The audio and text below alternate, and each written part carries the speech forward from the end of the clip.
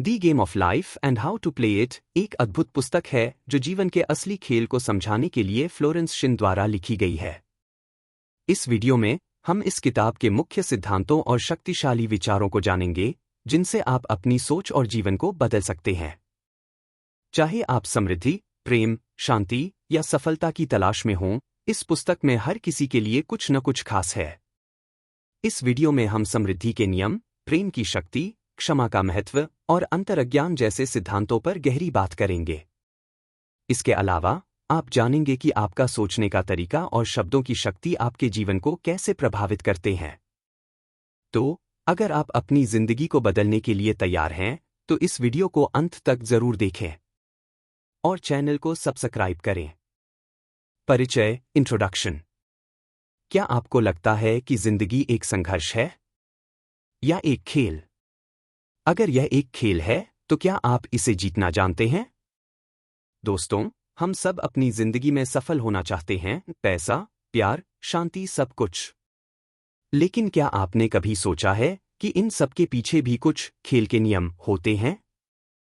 आज मैं आपको एक ऐसी किताब की कहानी बताने जा रहा हूं जो आपको ये गेम के नियम सिखाएगी ताकि आप अपनी जिंदगी को अपनी शर्तों पर खेलें और जीतें। बुक का नाम the game of life and how to play it. लेखिका एक आर्टिस्ट और टीचर फ्लोरेंस स्कॉवेल शिन। प्रकाशित वर्ष 1925।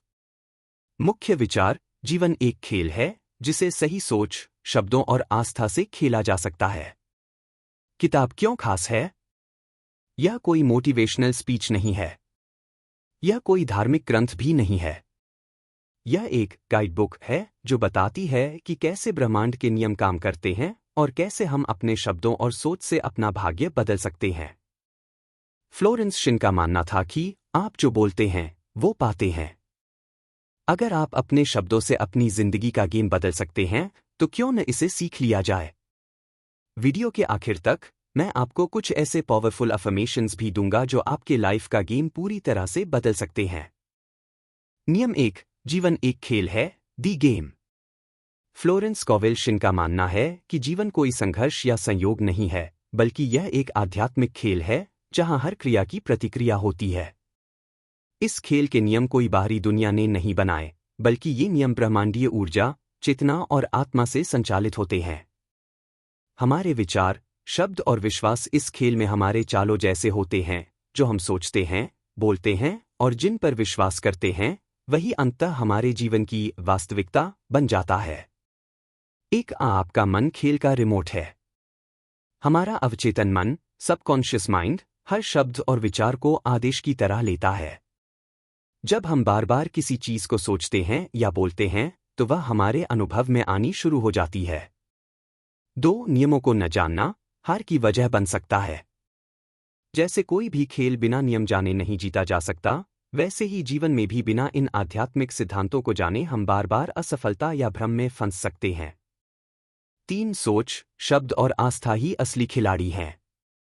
हम जो सोचते हैं, थॉट, जो बोलते हैं, वर्ड, और जिस पर विश्वास करते हैं, बिलीफ, वही हमारे जीवन का परिणाम तय करता है। प्रेरणादायक उदाहरण विस्तार से। एक महिला का जीवन लगातार मुश्किलों से भरा था क्योंकि वह हमेशा कहती रहती थी, मेरे लिए तो सब कुछ गलत ही होता है। यह उसका विश्वास और दैनिक संवाद बन गया था। नतीजा, जीवन में उथल-पुथल, गलत फैसले, रिश्तों में दरारें। लेकिन जब उसने अपने शब्दों को बदलकर कहना शुरू किया, ईश्वर की योजना मेरी जिंदगी के लिए उत्तम है, तो उसके सोचने और महसूस करने का तरीका भी बदल गया। कुछ ही समय में उसके जीवन में सकारात्मक बदलाव आने लगे। उसे एक बेहतर नौकरी का ऑफर मिला। परिवार में रिश्ते सुधरने लगे। मानसिक शांति अनुभव होने लगी। यह उदाहरण बताता है कि सिर्फ शब्द बदलने से भी जिंदगी बदल सकती है। निष्कर्ष, आप जो बोलते हैं, वही आपके जीवन का भविष्य बनाता है। आपके शब्द ब्रह्मांड को आदेश देते हैं। वो आदेश या तो डर से प्रेरित हो सकते हैं या विश्वास से। खेल को जीतना है तो सही शब्दों और सोच का चुनाव करें। नियम 2, समृद्धि का नियम, the law of prosperity. Florence Scovel Shinn कहती हैं कि समृद्धि, प्रॉस्पेरिटी, कोई संयोग या केवल मेहनत का परिणाम नहीं है, यह एक आध्यात्मिक स्थिति है। हर इंसान इस ब्रह्मांड में ईश्वर की अपार आपूर्ति, इन्फिनिट सप्लाई, का हिस्सा है। लेकिन जब हम कमी, लैक, डर और संदेह में जीते हैं, तो हम खुद को उस आपूर्ति से काट लेते हैं। गरीबी कोई पुण्य नहीं है। बहुत लोग मानते हैं कि गरीबी एक आध्यात्मिक गुण है, लेकिन यह गलतफहमी है। फ्लोरेंस कहती हैं, कमी केवल नकारात्मक विचारों और सीमित विश्वासों का परिणाम है। ईश्वर हमें पूर्णता, स्वतंत्रता और समृद्धि देना चाहता है, बशर्ते हम इसे स्वीकार करने के लिए तैयार हों। प्रेरणादायक उदाहरण विस्तार से। एक महिला अपने व्यापार में लगातार घाटा झेल रही थी। वह हर दिन कहती थी, बाजार मंदा है, ग्राहक नहीं आ रहे। यही उसकी वाणी और सोच बन चुकी थी, और ब्रह्मांड वही वापस दे रहा था। फ्लोरेंस ने उसे एक नया वाक्य दिया, ईश्वर ही मेरा समृद्ध स्रोत है, ग्राहक और अवसर अब मेरी ओर दौड़ते चले आ रहे हैं। उसने इसे दिन में कई बार विश्वास के साथ दोहराया। कुछ हफ्तों में ही ग्राहक बढ़ने लगे, ऑर्डर मिलने लगे, उसका व्यवसाय स्थिर और फिर लाभदायक हो गया। शब्द और विश्वास की शक्ति ने उसकी वास्तविकता को बदल दिया। मुख्य सीख, इंपॉर्टेंट लेसन्स। 1. ध्यान कमी पर नहीं, आपूर्ति पर लगाए। जो कुछ हमारे पास नहीं है, उस पर सोचने की बजाय उस पर ध्यान दें जो ईश्वर की योजना में हमारे लिए पहले से मौजूद है। 2. जो आप देते हैं वही लौटता है। आप किसी को प्रेम, सहायता, सेवा या धन देते हैं, वह कई गुना होकर आपके पास लौटता है। लेकिन अगर आप जलन, संदेह या नकारात्मकता देते हैं, तो वही लौटेगा। 3. डर और जलन समृद्धि के सबसे बड़े दुश्मन हैं। अगर आप किसी और की सफलता देखकर जलते हैं, तो आप अपनी ऊर्जा को नकारात्मकता से भरते हैं। इसके बजाय प्रशंसा और शुभकामना देना सीखें। प्रैक्टिकल सुझाव, डेली प्रॉस्पेरिटी प्रैक्टिस। 1. प्रतिदिन यह पुष्टि, एफर्मेशन, दोहराए। ईश्वर की अपार आपूर्ति मेरी ओर अब प्रवाहित हो रही है। मैं समृद्ध, स्वतंत्र और आनंदित हूं। यह वाक्य आपके मन को कमी से समृद्धि की ओर शिफ्ट करता है। 2. अगर किसी की तरक्की से जलन हो, तो यह कहें, जो कुछ ईश्वर ने उनके लिए किया है, वह मुझ में भी कर सकता है और करेगा। इससे आप कंपैरिजन से बाहर आकर फेथ में प्रवेश करते हैं। निष्कर्ष। समृद्धि एक ऊर्जा है, एक स्थिति है जो आपके विचारों, विश्वास और वाणी से आकर्षित होती है। जब आप यह मान लेते हैं कि आप ईश्वर की असीम आपूर्ति से जुड़े हैं, तो दरवाजे खुद ब खुद खुलने लगते हैं। नियम 3. शब्द की शक्ति, the power of the word. शब्द केवल ध्वनि नहीं है, वे ब्रह्मांड में ऊर्जा का संचार करते हैं। फ्लोरेंस स्कोवेल बताती हैं कि हमारे बोले गए शब्द सिर्फ संवाद के साधन नहीं, बल्कि सृजन, क्रिएशन की शक्ति रखते हैं। हर बार जब हम कुछ बोलते हैं, वह या तो हमें ऊपर उठाता है या नीचे गिराता है। शब्द ही भविष्य की रूपरेखा बनाते हैं। यदि हम बार बार नकारात्मक बातें बोलते हैं, जैसे मेरे पास पैसे नहीं हैं, मैं बहुत बदकिस्मत हूं, मुझे कुछ समझ नहीं आता, तो ब्रह्मांड इसे एक कमांड मानकर वैसा ही जीवन अनुभव देना शुरू कर देता है।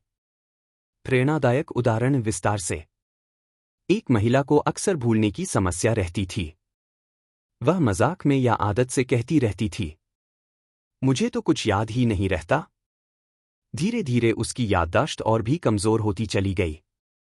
फ्लोरेंस ने उसे यह वचन, एफर्मेशन, दिया, ईश्वर की बुद्धि मेरे अंदर कार्य कर रही है, मुझे सब कुछ पूर्ण स्पष्टता से याद रहता है। उसने इसे रोज दोहराना शुरू किया, सुबह और रात को। कुछ ही हफ्तों में उसने अनुभव किया कि उसकी याददाश्त बेहतर हो रही है। आत्मविश्वास बढ़ा। वह ज्यादा संगठित और केंद्रित महसूस करने लगी। यह दिखाता है कि शब्द सचमुच जीवन को बदल सकते हैं। सीख, की टेकअवेज। एक शब्द बीज हैं। जो शब्द आप बोलते हैं, वे आपके भविष्य की फसल तय करते हैं। 2. मजाक में कही गई बात भी असर करती है। लोग मजाक में बोलते हैं, मेरी तो किस्मत ही खराब है, लेकिन ब्रह्मांड मजाक नहीं समझता। वह हर वचन को सच मानकर काम करता है। 3 शब्द निर्माण करते हैं या विनाश। आप अपने शब्दों से रिश्ते बना सकते हैं या बिगाड़ सकते हैं। स्वास्थ्य सुधार सकते हैं या खराब कर सकते हैं। समृद्धि को बुला सकते हैं या गरीबी को। प्रैक्टिकल सुझाव, प्रैक्टिकल टिप्स। अपने शब्दों पर निगरानी रखें। क्या आप बार बार कहते हैं, मेरे पास समय नहीं है, मैं तो हमेशा लेट हो जाता हूं, मेरे बस का नहीं है? इन्हें सकारात्मक पुष्टि में बदलें। मैं समय का श्रेष्ठ प्रबंध करता हूं, मैं ईश्वर के समय पर कार्य करता हूं, मेरे लिए सब कुछ संभव है। रोज सुबह और रात को यह वचन कहें, मैं ईश्वर की शक्ति से भरपूर हूं, मेरे शब्दों में रचना की शक्ति है। इससे आपका अवचेतन मन सकारात्मक ऊर्जा से भरता है और आपके शब्द चमत्कारी परिणाम लाने लगते हैं। निष्कर्ष, आपके शब्द आपकी जिंदगी का ब्लूप्रिंट है। जैसे एक बीज एक वृक्ष बन सकता है, वैसे ही एक वचन भाग्य का आकार ले सकता है। इसलिए सोच समझकर बोलें, क्योंकि ब्रह्मांड सुन रहा है। नियम 4, अविरोध का नियम, the law of non resistance. जो बहता है वह बढ़ता है, जो रुकता है वह टूटता है। फ्लोरेंस स्कोवेल कहती हैं कि जब हम किसी स्थिति या व्यक्ति का विरोध करते हैं तो हम उसमें और अधिक ऊर्जा भरते हैं। विरोध करने का मतलब है उस चीज से लड़ना, उसे नकारना, उससे झुंझलाना। लेकिन ब्रह्मांड का नियम है, जिससे तुम लड़ते हो वह बना रहता है, जिससे तुम प्रेम करते हो वह बदलता है। जब हम विरोध करना छोड़ देते हैं और आंतरिक शांति को अपनाते हैं तो हालात अपने आप बदलने लगते हैं। प्रेरणादायक उदाहरण विस्तार से। एक महिला को अपने ऑफिस में एक सहकर्मी से बहुत परेशानी थी। वह व्यक्ति उसे बार बार नीचा दिखाता, ताने देता और काम में बाधा डालता। महिला हर समय उसके बारे में सोचती और कहती, ये मुझे पागल कर देगा, कब हटेगा ये मेरी जिंदगी से। इस तरह वह अपने ही शब्दों और सोच से उस व्यक्ति को और मजबूती दे रही थी। फ्लोरेंस ने उसे यह वचन, एफर्मेशन, दिया, मैं तुम्हें ईश्वर के प्रेम के साथ आशीर्वाद देती हूं और तुम्हें तुम्हारे मार्ग पर स्वतंत्र करती हूं। महिला ने इसे दिल से कहना शुरू किया, बिना गुस्से, केवल प्रेम और शांति से। कुछ हफ्तों में या तो वह व्यक्ति व्यवहार में बदलाव लाया, या वह महिला के जीवन से स्वाभाविक रूप से दूर हो गया। यह विरोध छोड़ने की शक्ति थी। सीख, की टेकअवेज। अविरोध ऊर्जा को बढ़ाता है। जब आप किसी समस्या या व्यक्ति से बार बार लड़ते हैं तो आप उन्हें और मजबूत करते हैं। 2, प्रेम और शांति सबसे बड़ी शक्तियां हैं। शांति से प्रतिक्रिया देना आसान नहीं, पर यही आध्यात्मिक शक्ति का अभ्यास है। 3, स्वीकार करने का मतलब हार नहीं, विश्वास है। जब आप विरोध नहीं करते, आप ईश्वर पर भरोसा दिखा रहे होते हैं कि वो आपके लिए रास्ता खोलेगा। प्रैक्टिकल सुझाव, प्रैक्टिकल टिप्स। यदि कोई व्यक्ति या परिस्थिति आपको परेशान कर रही है, दिन में कई बार यह वचन कहें, ईश्वर की शांति इस स्थिति को घेर रही है, मैं प्रेमपूर्वक मुक्त हूं। इससे आप मानसिक और आध्यात्मिक रूप से उस स्थिति से ऊपर उठने लगते हैं। 2, जिससे मन में गुस्सा हो, उसके लिए प्रेमपूर्वक यह कहें, मैं तुम्हें ईश्वर के प्रेम के साथ आशीर्वाद देता हूं और तुम्हें तुम्हारे मार्ग पर स्वतंत्र करता हूं। यह केवल सामने वाले को नहीं, आपको भी मुक्त करता है। 3, रिएक्शन की जगह रिफ्लेक्शन चुनें। तुरंत गुस्सा दिखाने की बजाय मौन और करुणा से प्रतिक्रिया दें। निष्कर्ष, अविरोध का मतलब है जीवन के प्रवाह के साथ बहना। जब हम गुस्से, शिकायत और लड़ाई से हटकर प्रेम, शांति और स्वीकार्यता को चुनते हैं तो हम अपने लिए चमत्कारों के दरवाजे खोलते हैं। शांति से तुम विजयी होते हो, विरोध से तुम अटकते हो। नियम 5, कर्म का नियम और क्षमा का नियम, the law of Karma and the law of forgiveness. जैसा बोओगे वैसा ही काटोगे, लेकिन क्षमा से तुम बंजर भूमि में भी फूल उगा सकते हो। फ्लोरेंस स्कोवेल कहती हैं कि जीवन एक बूमरैंग की तरह है। जो कुछ हम दूसरों को देते हैं, सोच, भावना, व्यवहार, वही लौटकर हमारे पास आता है। यह है कर्म का नियम।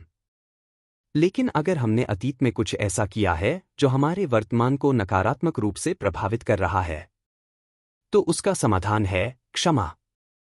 क्षमा करना अपने दिल से जहर निकालने जैसा है। यह दूसरों के लिए नहीं, खुद की मुक्ति के लिए है। प्रेरणादायक उदाहरण विस्तार से। एक व्यक्ति को बार बार आर्थिक तंगी का सामना करना पड़ता था। हर प्रयास असफल हो जाता, व्यापार में घाटा होता और मानसिक तनाव बना रहता। जब फ्लोरेंस ने उसकी कहानी सुनी तो पाया कि वह अपने पूर्व साझेदार से बहुत गुस्से में था। उसे धोखा देने का आरोप लगाता था और मन में कटुता पाल रहा था। फ्लोरेंस ने उसे यह वचन रोज बोलने को कहा, मैं उन्हें क्षमा करता हूं और ईश्वर की क्षमा अपने लिए भी स्वीकार करता हूं। उसने कुछ ही दिनों में अपने भीतर हल्कापन और मानसिक स्पष्टता महसूस की। फिर जैसे चमत्कार हुआ, उसे नई बिजनेस डील मिली, पुराने ग्राहक लौटे और उसकी आर्थिक स्थिति में तेज सुधार हुआ। यह केवल कर्म के नियम का प्रभाव नहीं था, बल्कि क्षमा के चमत्कार का परिणाम था। सीख की टेकअवेज। एक, हमारा वर्तमान हमारे बीते कर्मों का फल है। अच्छे विचार और व्यवहार अच्छे भविष्य की नींव है। 2, क्षमा करना आत्म उद्धार का मार्ग है। जब आप किसी को सच्चे मन से क्षमा करते हैं तो आप अपने अंदर की ऊर्जा को शुद्ध करते हैं। 3, द्वेष और क्रोध आपको ही जलाते हैं। वह व्यक्ति जिससे आप नाराज हैं, वह शायद मजे में हो, लेकिन आपकी आत्मा पीड़ित होती है। 4, क्षमा पुराने कर्मों की ग्रंथि को खोलना। यह आत्मा को हल्का और मुक्त करता है। प्रैक्टिकल सुझाव, प्रैक्टिकल टिप्स।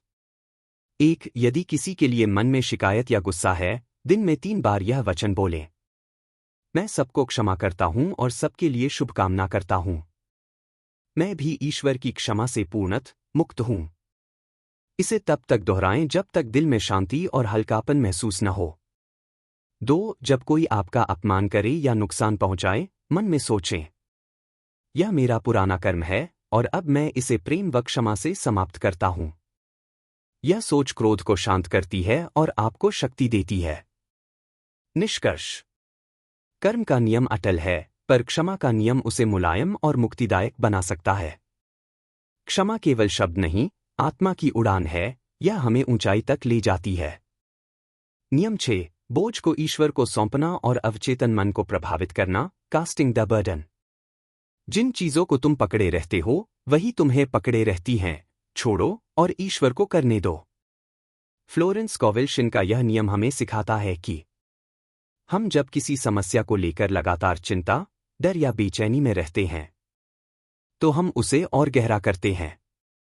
लेकिन जब हम उस बोझ को ईश्वर को सौंप देते हैं और मन में यह भरोसा करते हैं कि समाधान ईश्वरीय योजना में पहले से है, तो समाधान खुद ब खुद प्रकट होने लगता है। यही कास्टिंग द बर्डन है। अपने कंधे से उतारकर ईश्वर को सौंप देना। प्रेरणादायक उदाहरण और गहराई से। एक महिला को हर पल चिंता सताती थी कि उसके पति की नौकरी जा सकती है, घर का आर्थिक संकट और गहराएगा। वह डर और तनाव में जी रही थी। जब उसने अपनी चिंता बार बार सोचने और बोलने का अभ्यास बना लिया, तो वह चिंता ही उसकी वास्तविकता बनने लगी। फ्लोरेंस ने उसे एक मानसिक अभ्यास सिखाया। जब भी डर या चिंता महसूस हो, मन में दोहराओ, मैं यह चिंता ईश्वर को सौंपती हूं और जानती हूं कि ईश्वर का समाधान अब प्रकट हो रहा है। उसने इस अभ्यास को रोजाना किया, भावना के साथ, श्रद्धा से। कुछ ही हफ्तों में उसके पति की नौकरी न केवल सुरक्षित रही, बल्कि उन्हें पदोन्नति भी मिल गई। सीख, इनसाइट्स। एक, अचिंता का कोई हल नहीं। यह एक मानसिक जहर है जो हमारी ऊर्जा को धीमा करता है। 2, अवचेतन मन एक बगीचा है।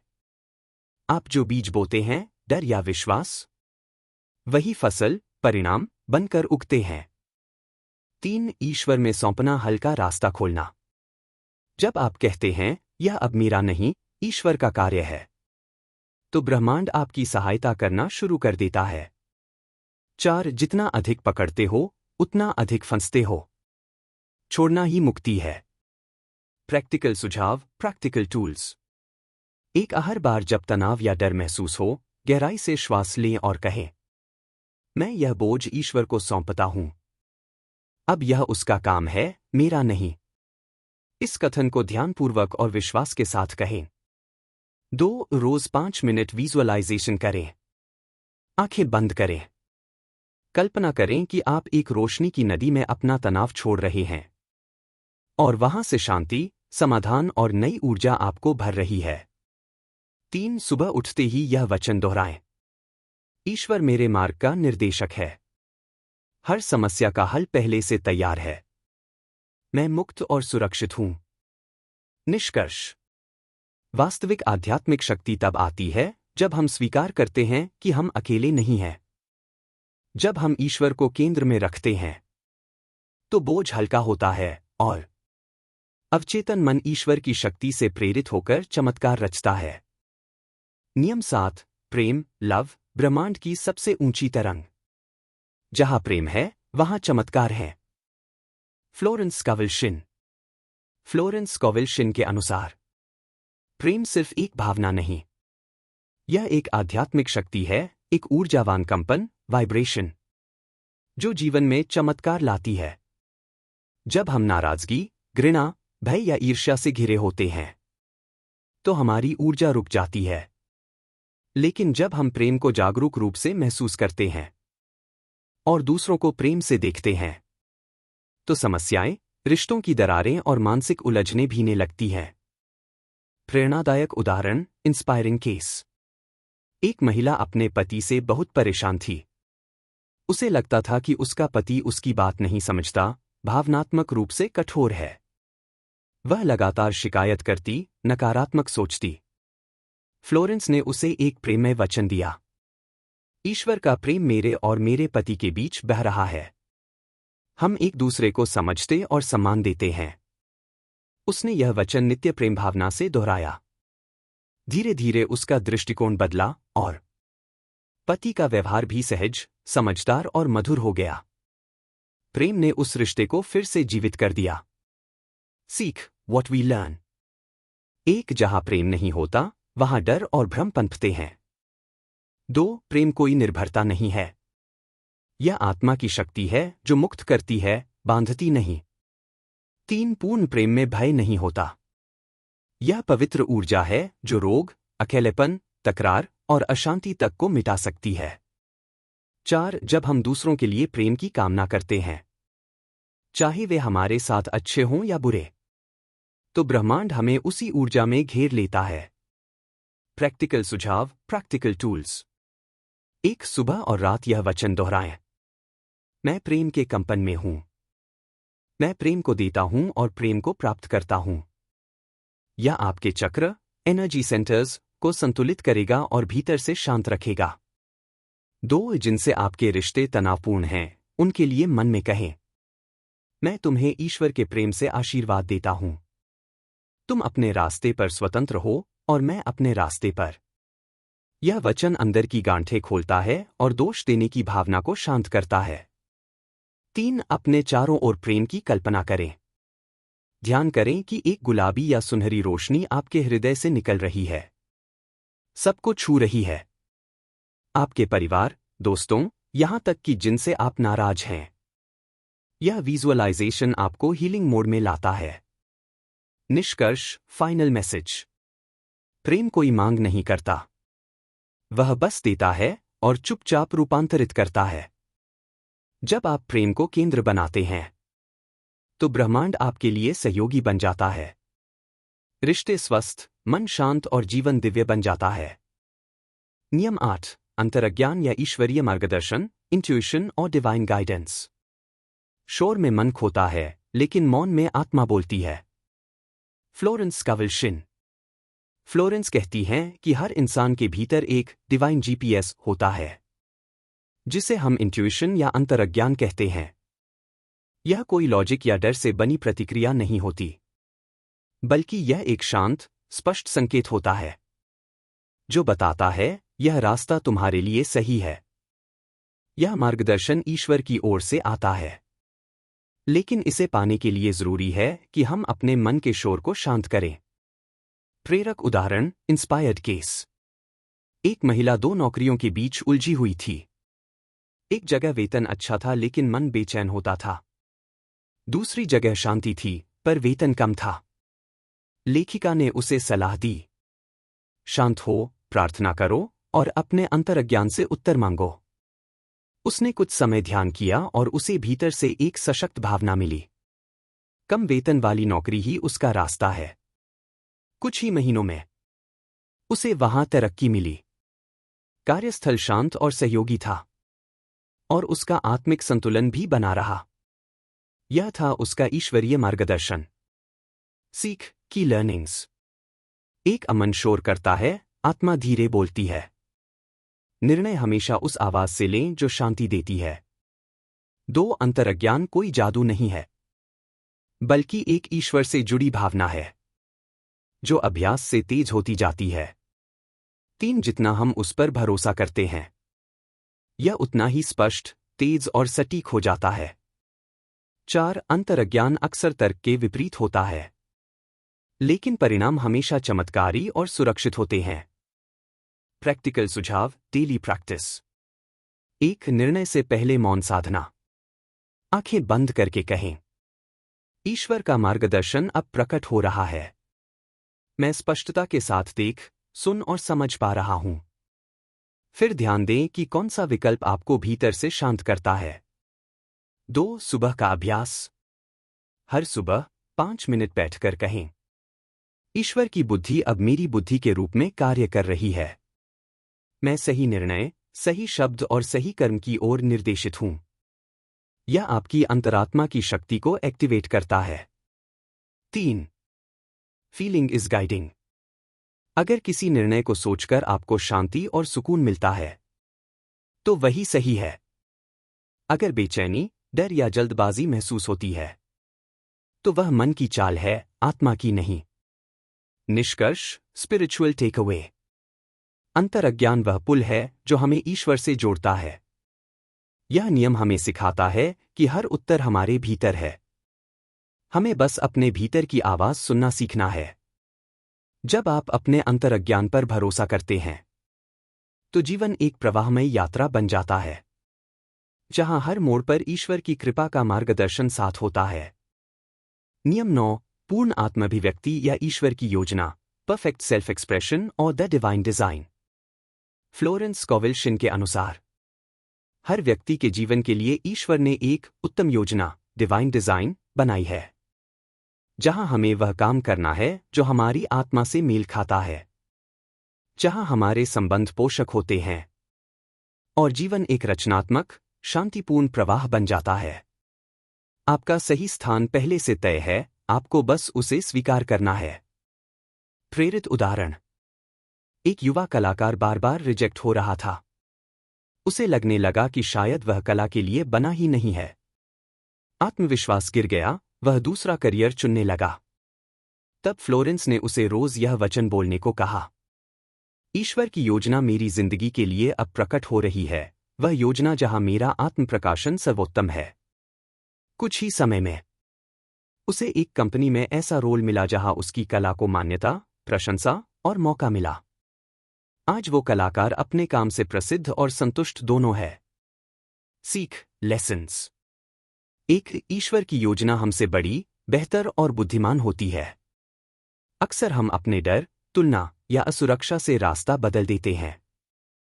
2, सच्ची आत्माभिव्यक्ति, परफेक्ट सेल्फ एक्सप्रेशन का अर्थ है वह कार्य, वह जीवन जहां हम अपने सर्वश्रेष्ठ स्वरूप में होते हैं। 3, डर, कंपैरिजन या क्या लोग कहेंगे का भाव डिवाइन डिजाइन की धारा को अवरुद्ध करता है। 4, हमें अपने जुनून, सहज प्रतिभा और आत्मिक रुचियों को पहचानना होता है। वही ईश्वर के संकेत होते हैं। प्रैक्टिकल सुझाव, स्पिरिचुअल प्रैक्टिसेस। 1, प्रतिदिन यह वचन बोलें, ईश्वर की उत्तम योजना मेरे लिए प्रकट हो रही है। मैं प्रेम, आनंद और सफलता के साथ अपने सच्चे उद्देश्य को जी रहा हूं। यह वचन आपके अवचेतन मन को डिवाइन डिजाइन की ओर उन्मुख करता है। 2, अपने जुनून पर ध्यान दें। खुद से पूछें, क्या ऐसा कुछ है जिसे मैं समय का ध्यान दिए बिना करता हूं? क्या ऐसा कोई कार्य है जिसे करने से मुझे ऊर्जा मिलती है? वहीं से आपको आपका मार्गदर्शन और उद्देश्य मिलेगा। 3. तुलना करना बंद करें। मैं अपनी यात्रा पर हूं और वह ईश्वर द्वारा निर्देशित है। हर किसी की डिवाइन डिजाइन अलग होती है। तुलना करने से आप अपनी रफ्तार खो बैठते हैं। 4. ध्यान और मौन साधना करें। हर दिन 5 से 10 मिनट मौन में बैठें और कहें, हे प्रभु, मुझे अपने लिए बनाई गई योजना का दर्शन दो। मुझे वह कार्य, वह दिशा दिखाओ जिसमें मेरी आत्मा खिल सके। आपको अंदर से संकेत, विचार या स्पष्टता मिलने लगेगी। निष्कर्ष: जहां आपकी गहरी प्रसन्नता और दुनिया की जरूरत मिलती है, वही है आपकी डिवाइन डिजाइन। जब आप उस कार्य को करते हैं जिसे करने के लिए आप बनाए गए हैं, तो जीवन में संघर्ष की जगह प्रवाह आता है। धन, सफलता, संबंध, सब कुछ उसी धारा में बहकर आता है। नियम 10: नकार और पुष्टि, डिनायल्स एंड अफर्मेशंस। विचार बीज हैं, उन्हें समझदारी से चुनें। Florence Scovel Shinn. हमारा मन और शब्द बहुत शक्तिशाली हैं। जब हम बार बार किसी विचार को सोचते या बोलते हैं, वह विचार हमारे अवचेतन मन में गहराई तक बैठ जाता है और फिर वास्तविकता बन जाता है। इसलिए जब भी कोई नकारात्मक विचार हमारे अंदर आता है, हमें चाहिए कि 1. पहले उसे अस्वीकार करें, डिनायल, जैसे इस डर की कोई शक्ति नहीं है। 2. फिर सकारात्मक सत्य को स्थापित करें, अफर्मेशन, जैसे मैं ईश्वर के प्रेम और सुरक्षा से घिरा हुआ हूं। डिनायल्स का गहरा अर्थ: डिनायल का मतलब भागना या दबाना नहीं है, बल्कि यह झूठी मान्यता को ईश्वरीय सत्य के सामने अस्वीकार करना है। मैं बीमार हो रहा हूं। डिनायल: यह विचार केवल भ्रम है, इसकी कोई सच्चाई नहीं। पैसे की तंगी है। डिनायल: ईश्वर की आपूर्ति असीमित है, अभाव एक भ्रम है। अफर्मेशंस का गहरा उद्देश्य: अफर्मेशन का अर्थ है ईश्वर के बारे में, अपने बारे में और ब्रह्मांड के बारे में सत्य को स्वीकार करना। अफर्मेशन: मैं जो ईश्वर की दृष्टि में हूं, उसे स्वीकार करता हूं। उदाहरण: ईश्वर की शक्ति मेरे माध्यम से कार्य कर रही है, मैं स्वस्थ, समृद्ध और शांत हूं। जो मेरा है, वह मुझे ईश्वर के नियम अनुसार आकर्षित किया जा रहा है। प्रेरित उदाहरण और विस्तार से। एक व्यक्ति को रोग का भय सताता था। हर बार उसे लगता, शायद मैं गंभीर बीमार हो जाऊंगा। फ्लोरेंस ने उसे यह प्रैक्टिस सिखाई। डिनायल, नकार। इस डर की कोई शक्ति नहीं है, यह सिर्फ एक झूठा विचार है। अफर्मेशन, पुष्टि: ईश्वर की शक्ति मेरे शरीर में कार्य कर रही है। मैं पूर्ण स्वस्थ हूं। नतीजा: कुछ ही दिनों में उसका मानसिक तनाव कम हुआ और स्वास्थ्य बेहतर होने लगा। प्रैक्टिकल उपयोग, डेली प्रैक्टिस। सुबह उठकर 5 मिनट, 1 मिनट मौन बैठकर अपने विचारों को देखें। 2 मिनट नकारात्मक विचारों को डिनाई करें। इस चिंता की मुझ पर कोई शक्ति नहीं है। 2 मिनट 2 से 3 अफर्मेशंस दोहराएं।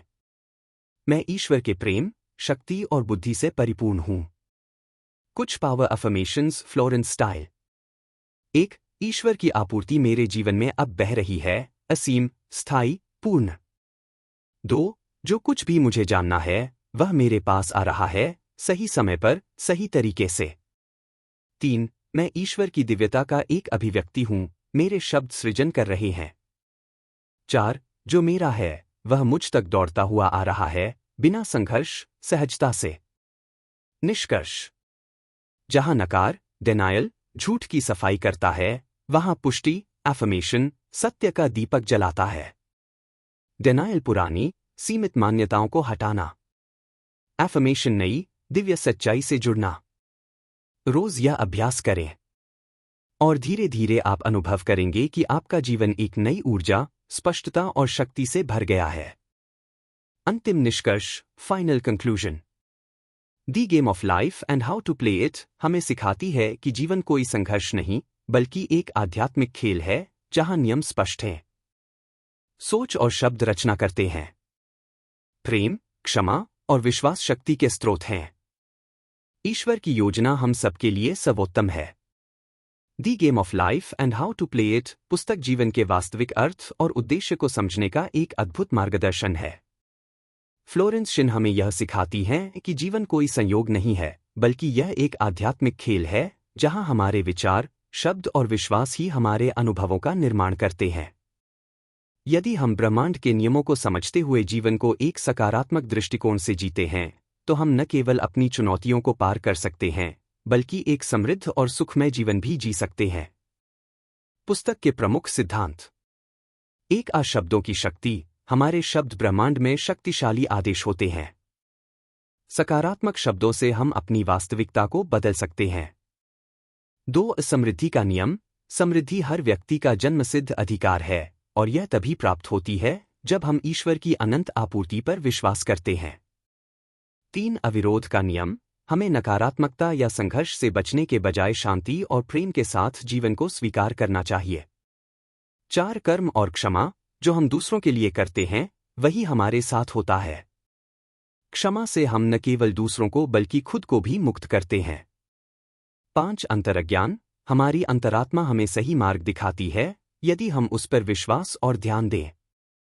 6 पूर्ण आत्माभिव्यक्ति। जब हम अपने ईश्वरीय उद्देश्य को समझते हैं और उस पर चलने की कोशिश करते हैं, तो हमारा जीवन स्वाभाविक रूप से सही दिशा में बढ़ता है। 7 नकार और पुष्टि। नकारात्मक विचारों को नकार कर और सकारात्मक पुष्टियां दोहराकर हम अपनी वास्तविकता को नया रूप दे सकते हैं। यह पुस्तक हमें यह याद दिलाती है कि हमारी सोच, शब्द और विश्वास ही हमारे जीवन का निर्माण करते हैं। जब हम अपनी सोच को सही दिशा में मोड़ते हैं और आध्यात्मिक नियमों के अनुरूप जीते हैं, तो जीवन को जीने का खेल सरल और सुखद हो जाता है। जीवन में हर समस्या का समाधान भीतर ही छिपा होता है, हमें केवल इसे पहचानने और अपनाने की जरूरत है। जीवन को एक खेल समझें, खेलें और जीतें।